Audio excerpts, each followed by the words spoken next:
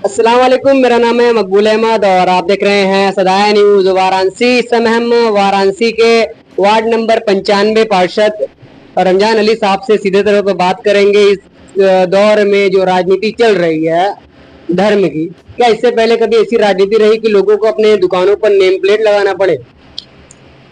हमारे जानकारी में तो ऐसा कभी नहीं हुआ कि लोगों को अपने दुकानों में, प्रतिष्ठानों में जो है अपने मालिक का नाम और उनके जो है जो वहाँ पर काम करने वाले कर्मचारी हैं उनका नाम लगाया जाए, ऐसा हम अपने जिंदगी में कभी सुने नहीं है। ऐसे में एक तरह से ऐसे जो दुकानें पर लगा है, जो बहुत लोगों को, मुसलमानों को दुकानों से निकाल भी दिया गया है।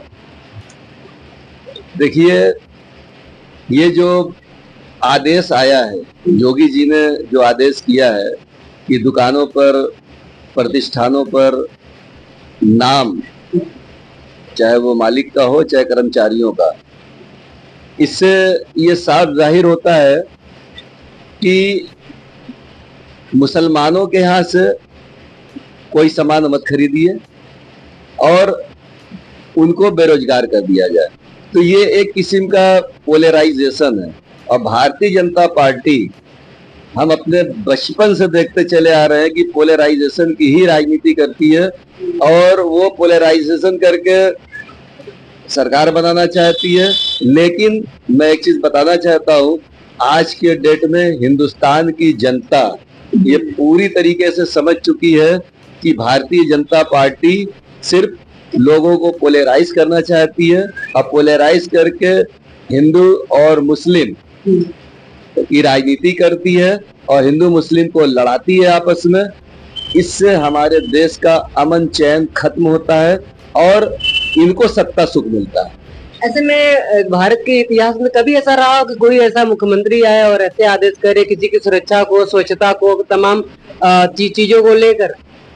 अरे, मुख्यमंत्री की क्या बात किया जाए, अगर हम सनातन धर्म की बात करें तो क्या सनातन धर्म ये कहता है कि किसी मुस्लिम के हाथ से खाना मत खाओ, किसी मुस्लिम के हाथ के दुकान से जो है सामान मत लो?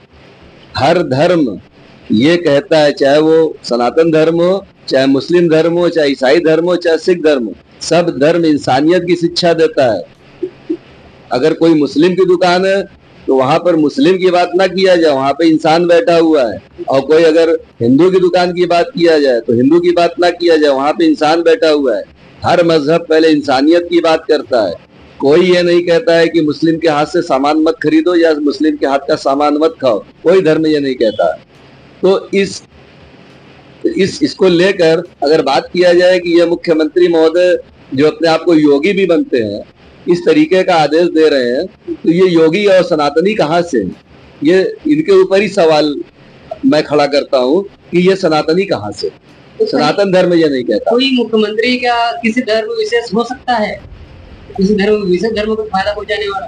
भाई देखिए, हिंदुस्तान की अगर बात किया जाए तो हिंदुस्तान में धर्म नहीं चलता, हिंदुस्तान में संविधान चलता है। तो अगर कोई संवैधानिक पद पर बैठकर इस तरीके की बात करे तो ये हमारे हिंदुस्तान की शान के खिलाफ है। हम इसे कभी कतई बर्दाश्त नहीं कर सकते। कहा जाता है कि लोकसभा चुनाव के बाद जो धर्म की राजनीति, इसमें कुछ परिवर्तन होगा, क्योंकि बैसाखी वाली सरकार, लोगों का कहना है। लेकिन उसके बाद भी ये उपचुनाव में भी 2 सीट मात्र लाते हैं। उसके बाद भी जो राजनीतिक जो स्टैंड है धर्म को लेकर, वो इनका खत्म नहीं हो रहा है।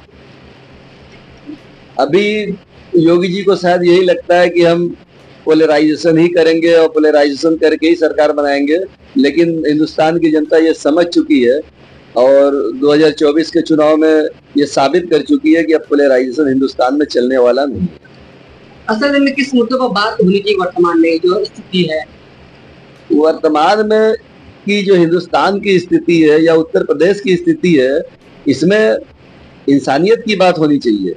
लोग इस तरीके से अपने बिजनेस से प्रताड़ित हैं, अपने बिजनेस से परेशान है।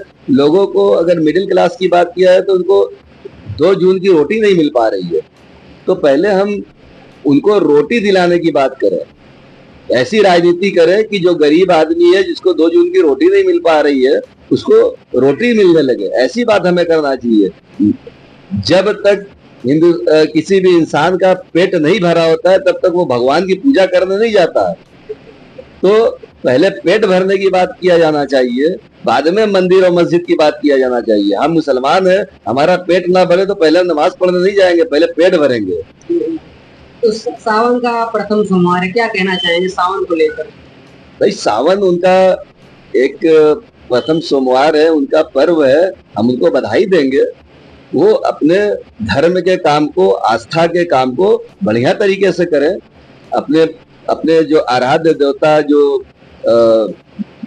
भगवान शिव है, उनकी अच्छी तरीके से पूजा करें और उनसे कामना करें कि हमारे हिंदुस्तान को इतनी तरक्की दे कि पूरे दुनिया में हमारे हिंदुस्तान का नाम हो जाए। और तरक्की तभी होगी जब दिल से दुआ करेंगे कि हिंदू, मुस्लिम, सिख, ईसाई आपस में सब भाई भाई, तभी कुछ होगा। ठीक ठीक, बहुत अच्छा लगा बात करके। मिलते हैं अगली अपडेट में।